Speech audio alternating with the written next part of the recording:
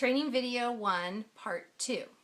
Now that you have photocopied your daily planning sheets, you're just going to fill them out. So they're pretty self-explanatory, but these are the sheets that you're going to use each day that you're teaching, and it gives me a guideline of what you're going to be teaching in the classroom. So you will just put in what your key fact for that day is, and it will be broken down into daily time. First 5 minutes you're going to pray, welcome to classroom, second 5 minutes sound off, etc. So those are the daily planning sheets. Now your grammar packet and your daily planning sheets are due to me 6 weeks. A rough draft is due 6 weeks prior to the start of the unit, and that will be August 9th.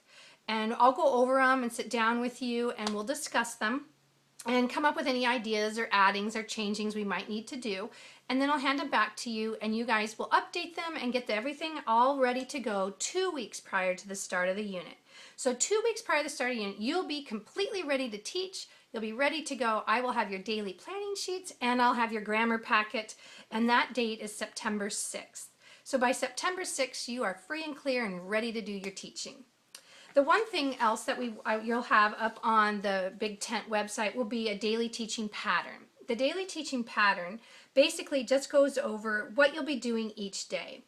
The first 2 to 5 minutes, welcome prayer, and maybe some classroom rules, which you probably should go over each week. Maybe not all of them, but 1 or 2 that you think are pertinent, especially with those BGers.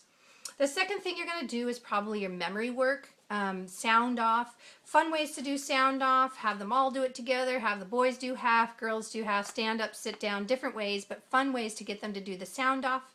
And you could start with just week one, the first part, then week 2, you do 2 lines, week 3, you do 3 lines, and so on. It will be a nice fun jingle that Elise is making up, so you'll just have them do it as a song. It'll be fun.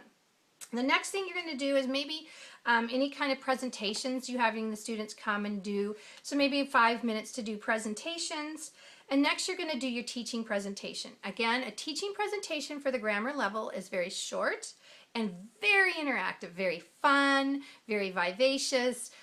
You can have the kids be interactive in your presentation. You can dress up. You can have storyboards, you can have any kinds of things, maps, different fun things for your presentation. So it's very interactive, so they are very engaged in what they're learning. The next you're going to do are reinforcement activities. In grammar, usually you're going to have at least 2 reinforcement activities and a review game every day.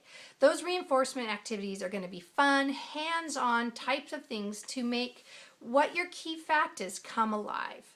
And those will be, you'll find those in the Story of the World handbook, as well as on your extra reading that you're doing. There'll be many of those. So for right now, that is the covering of how to teach a grammar unit.